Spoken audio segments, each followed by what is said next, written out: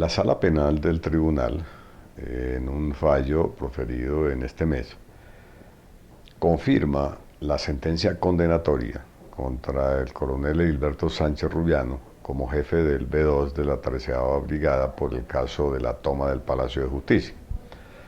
Igual, reitera la condena contra el mayor Vázquez, otro de los subordinados de esta oficina del B2, y 3 sargentos que trabajaban en los blancos específicos del M-19 y que tuvieron una participación directa en los hechos del Palacio de Justicia por cuanto estaban dentro del puesto avanzado de la brigada en la casa del florero.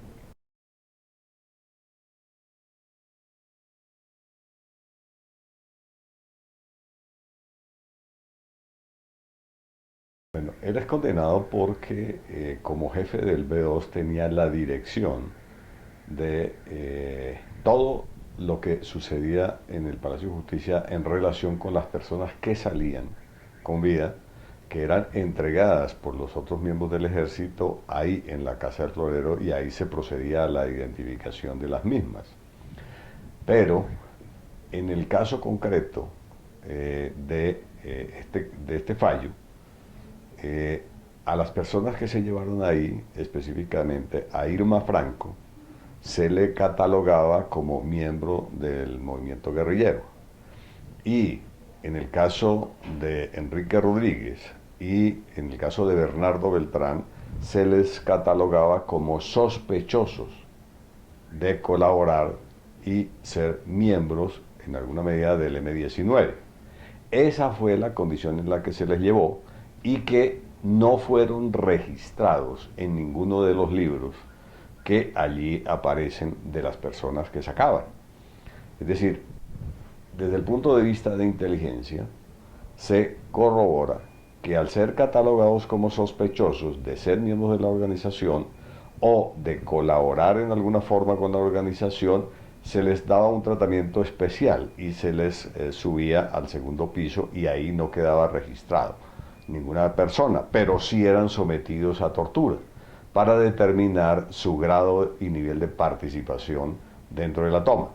Y por esta razón no se les registró, pero las pruebas que hay en el proceso, tanto en términos visuales, es decir, los videos, demuestran que estas 3 personas sí salieron. Y además están las declaraciones de múltiples testigos que corroboran que estas 3 personas sí salieron con vida y que estuvieron en la casa del florero y que de allí fueron sacadas a distintas dependencias que dependían directamente de órdenes del coronel Sánchez Rubiano y de sus subordinados, y que existía una coordinación total con miembros de la Brigada 13, específicamente con el general Arias Cabrales, con el coronel Plazas Vega y con el jefe de inteligencia y contrainteligencia, Iván Ramírez Quintero. Entonces no era casual que a unas personas se les llevara a la escuela de caballería o a otras personas se les llevara al batallón de inteligencia, el Charri Solano, posteriormente denominado así, o que después se les mandara a la Dijín o a la Sijín, porque había una comunicación permanente entre los miembros del ejército y esta coordinación implicaba un proceso de organización delincuencial que fue el que se dio en la práctica desde la máxima dirección, es decir, desde el presidente de la República, pasando por el comandante de la Brigada Teresa de Arias Cabrales y llegando hasta Sánchez Rullano. Entonces, nada en la Casa del Florero se hacía sin las órdenes y sin el conocimiento directo del coronel Sánchez Rullano. Entonces, en ese sentido, él es coautor de los delitos por los cuales fue condenado, es decir, por la detención, desaparición forzada de personas. Y esto lleva a que sus subordinados, que cumplían las órdenes y que eran conscientes de lo que se estaba haciendo, porque también hay que recordarlo, ellos sabían previamente todo lo que iba a pasar. Entonces no era casual y por eso los elementos de responsabilidad penal son absolutamente claros y contundentes para condenarlo.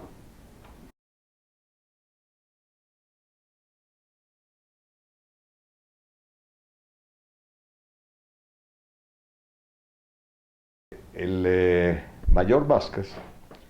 en concreto, era el segundo al mando de esta oficina y él coordinaba los interrogatorios con todos los sargentos. Y además, él coordinaba y determinaba qué medios de transporte se utilizaban para llevar a las personas que de allí salían. Y aquí hay cosas que son absolutamente aberrantes, pero que están probadas en el proceso, y es que se utilizaron incluso vehículos de la Cruz Roja para sacar personas y no quedaban los registros. Solamente se pudo corroborar mediante los testimonios de estas personas que efectivamente llevaron personas a la Brigada 13, dizque para elaborar un oficio para después ponerlos a disposición de la Dijín de la policía. Entonces, son hechos absolutamente absurdos, pero esos vehículos también se utilizaron. Entonces, ellos como subordinados eran quienes hacían los interrogatorios directos a los sospechosos. Eso, interrogatorios entre comillas, es decir, el proceso de tortura. Es decir, no solamente fueron sometidos a los rigores de la toma y todo lo que les tocó vivir allí, sino que después se les tortura y después se les lleva a instalaciones militares, para ellos secretas, porque no las conocían, y ahí fueron desaparecidos. Entonces, lo que se reclama en estos procesos es que ellos ubiquen los sitios donde fueron enterrados estos desaparecidos o donde los ubicaron o que informen qué hicieron con ellos, porque hasta el día de hoy ellos guardan total silencio sobre estos crímenes.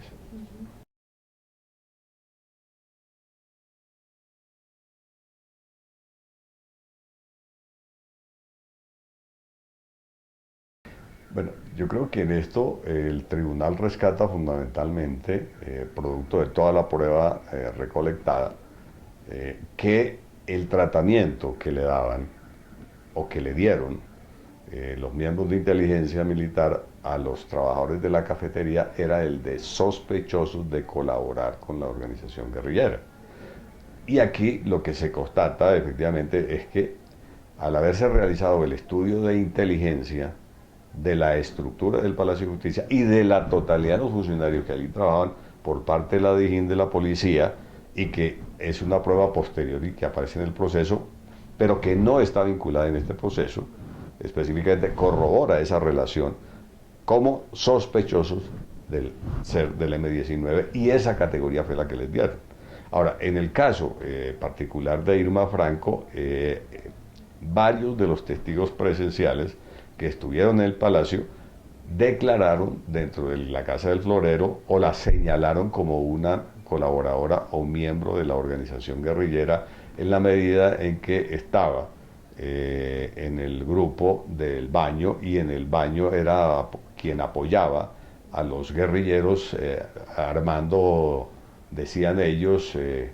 los fusiles, los proveedores para los fusiles, o sea, recargando la munición, y que era una especie también de enfermera y que le prestaba primeros auxilios a los guerrilleros que estaban ahí heridos.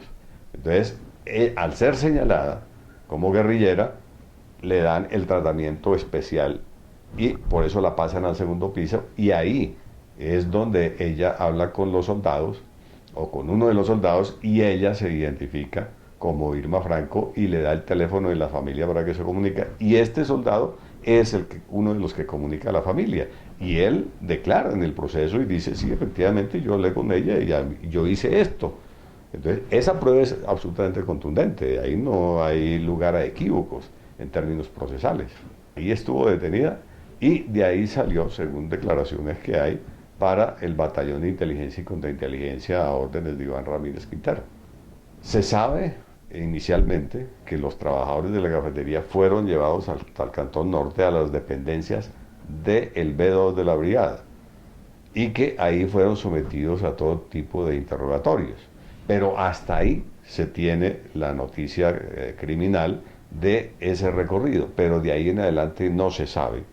qué pasó, porque ahí todas las personas que eran llevadas eran absolutamente incomunicadas, es decir, los metían a cuartos individuales, entonces las personas no sabían qué pasaba a su alrededor, ni quiénes estaban allí. Es decir, ellos pueden declarar en algunos casos, por ejemplo en el caso de Yolanda Santo Domingo o de Eduardo Matson, a dónde las llevaron y quiénes las llevaron porque estuvieron presentes. O en el caso de los conductores de algunos de los magistrados, o en el caso de Orlando Arrechea, pues él verifica y efectivamente constata de que lo llevaron hasta la Brigada 3 y lo metieron a las instalaciones y allí lo sometieron a los interrogatorios. Pero ellos no pueden decir quiénes más estaban ahí en ese sitio.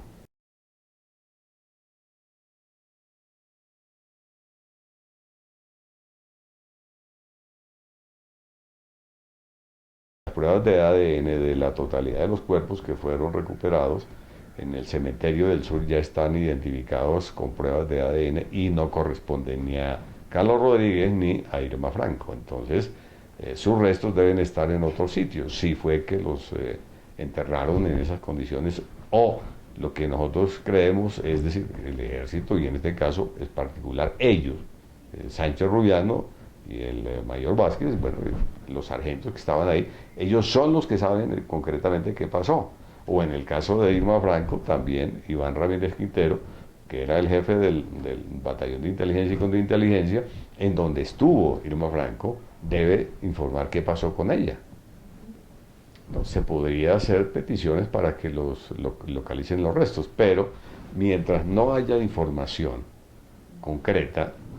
de los autores materiales del crimen para ubicar estos sitios es imposible su actuación o en general del Instituto de Medicina Legal o de la Fiscalía para localizar los restos. Es decir, se tiene que tener una información previa para poder ir a cualquiera de estas dependencias a localizar los restos.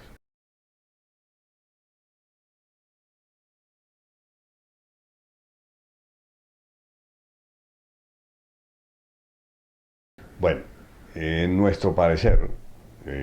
pues en este proceso pues tenía que investigarse directamente al presidente Belisario Betancur como comandante en jefe de las fuerzas militares, quien tuvo a su cargo el operativo, tuvo una participación directa, pero nunca se le investigó ni se le juzgó por la comisión de acusaciones, a pesar de 3 órdenes que se hicieron para que se hiciera por parte de los distintos tribunales y la fiscalía. Desde el ministro de la Defensa, el comandante de las fuerzas militares, el comandante del ejército, el comandante de la división, el comandante de la brigada, pues hay que investigarlos y acuérdense, son cerca de 2.000 miembros de la fuerza pública los que participaron en la toma del Palacio de Justicia o lo que se denomina públicamente como la retoma, que no fue retoma a mi modo de ver porque ellos tenían el control del palacio desde antes de que llegara el M19. Entonces, esas son discusiones que habrá que plantear en un orden lógico, pero todos deben ser investigados y que ahí estaba la policía, es decir, la SIJIN y la DIJÍN, ahí estaba el DAS y estaba todo el estamento del ejército. Entonces, esa estructura criminal como tal no ha sido investigada. Entonces, no solamente es quienes participan en el desarrollo de los combates, sino quienes planificaron y permitieron que esto se realizara. Porque igual hay que recordar que aquí había un conocimiento previo de lo que iba a pasar y se tenía el estudio de inteligencia tanto de los magistrados y de los funcionarios que allí trabajaban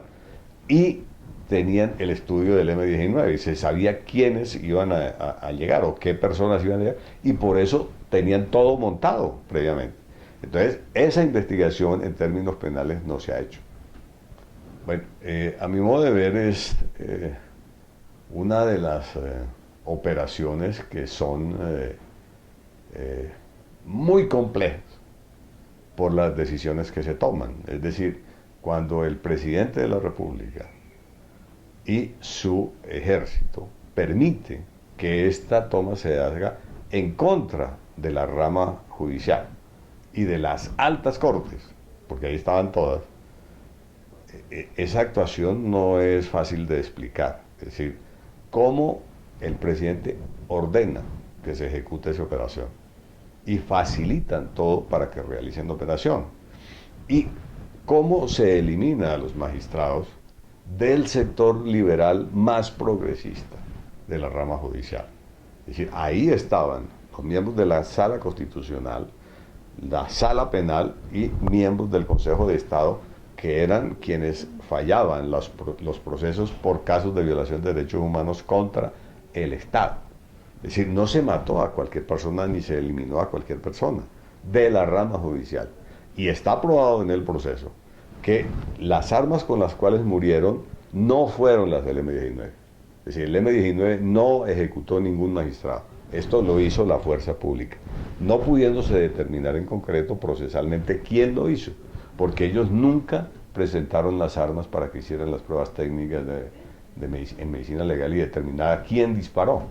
Pero lo que sí se sabe es la tesis contraria, que no fue el M-19. Entonces, esto es supremamente grave. ¿Y cómo valorar que ahí, en la Plaza de Bolívar, en el centro del poder del Estado colombiano, se realice una operación de eso, de esta magnitud?